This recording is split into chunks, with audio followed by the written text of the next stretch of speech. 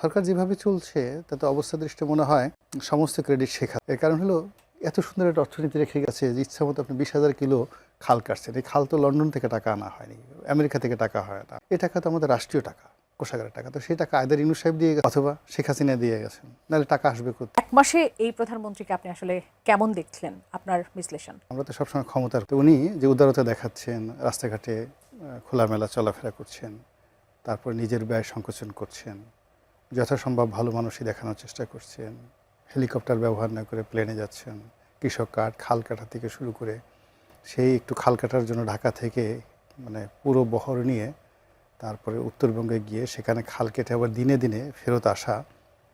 He is now 62 years old.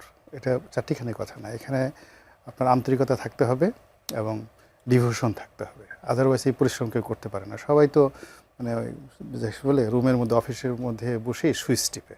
এখন তো টেকনোলজির কারণে সে তো খাল কাটা উদ্বোধন করতে পারতো তার রুমের মধ্যে, বলো এক মাটি এনে বলো যে ঠিক আছে একটু মাটি আনো, মাটি আনো, ওখানে একটা কোদাল দিয়ে একটা কোপ দেই, হ্যাঁ ওখান থেকে সেইভাবে হলো আর কি। সেই কাজ না করে তিনি প্র্যাকটিক্যালি ফিল্ডে যাচ্ছেন, দৌড়াদৌড়ি করছেন। তো এই একটা মাস সব মানুষ, তো আমি তার সম্পর্কে এখন পর্যন্ত হতাশ হওয়ার মতো কিছু দেখিনি, হতাশ হওয়ার মতো কিছু শুনিনি। কিছু আতেল আছে আমাদের মতো যারা সব কিছুর মধ্যেই নেতিবাচক দিক দেখে, তারা হয়তো ভিন্ন কথা বলছেন এবং এটা বলবে, এবং এটাই রাজনীতির সৌন্দর্য। কেননা যে কোনো সাউন্ডই, শব্দই আসলে বিফলে যায় না।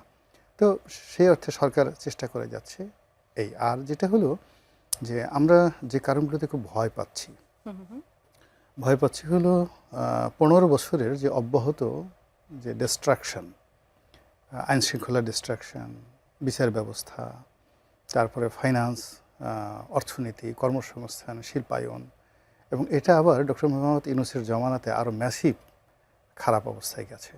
এবং ওই সময়টাতে এরা সবাই খুব মিথ্যা কথা বলেছে, মানে মিথ্যা কথা বলেছে। স্বয়ং ডক্টর ইউনূস থেকে শুরু করে প্রত্যেকটা লোক এক একজন একেবারে কথাশিল্পী, এমন সুন্দরভাবে তারা মিথ্যা কথা বলেছে যে সারা দেশ দুধ এবং নহরে ভাসছে।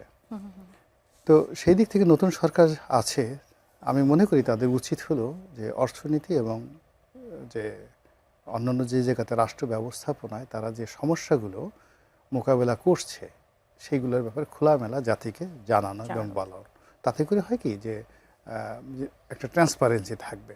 কিন্তু এখন সরকার যেভাবে চলছে তাতে অবস্থা দৃষ্টে মনে হয় সমস্ত ক্রেডিট শেখ হাসিনা। এর কারণ হলো এত সুন্দর একটা অর্থনীতি রেখে গেছে যে ইচ্ছা মতো আপনি 20,000 কিলো খাল কাটছেন। এই খাল তো লন্ডন থেকে টাকা আনা হয়নি, আমেরিকা থেকে টাকা হয় না। এই টাকা তো আমাদের রাষ্ট্রীয় টাকা, কোষাগারের টাকা। তো সেই টাকা আয়দার ইউনূস সাহেব দিয়ে গেছে অথবা শেখ হাসিনা দিয়ে গেছেন, নাহলে টাকা আসবে কোথায়? এত কৃষক কার্ড দেওয়া হচ্ছে, এত ফ্যামিলি কার্ড দেওয়া হচ্ছে, মানে 50 লাখ লোককে প্রতি মাসে 2,500 টাকা করে দেওয়া রাষ্ট্রীয় ভাণ্ডার থেকে। রাষ্ট্রে যদি টাকা না থাকে, টাকা তো মানে যাকে বলা হয় কোত্থেকে আসবে? অর্থাৎ অর্থনীতির দিক থেকে আমরা নানা মানে ভয়ের কথা বলছিলাম এর আগে, যে সামনে হয়তোবা দুর্দিন আসছে, সামনে হয়তোবা 4 কোটি মানুষ বা 6 কোটি মানুষ, মানে এই কথাগুলো আয়দার মিথ্যা এগুলো কথা। কি আসলে এখন মূল ব্যাপার হলো এটা সরকারকে প্রমাণ করতে হবে, বলতে হবে। মানে এই কথাগুলো যদি মিথ্যা কথা হয় তাহলে আলটিমেটলি সবাই বলবে যে না, ইউনূস সাহেবই ভালো ছিল বা শেখ হাসিনাই ভালো ছিল।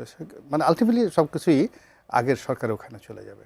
তা আমার কাছে যেটা মনে হচ্ছে যে সরকার যদি ট্যাক্টফুল হতো তাহলে খরচের খাতের তুলনায় যদি আয়ের খাতটা প্রথম কয়েকটা মাস দেখাতো বেশি আয় করতে হবে, এই সমস্যা আছে, এই সমস্যা আছে, তারপরে ধীরে ধীরে আস্তে আস্তে ছাড়লে মানুষ খুশি হতো যে আমি কাজ করতে চাই, কিন্তু আগের সরকার সব ফুকলা করে গেছে, আগের সরকার সব নিয়ে গেছে, তাহলে এগুলো অনেকটা ডিপ্লোম্যাটিক হতো।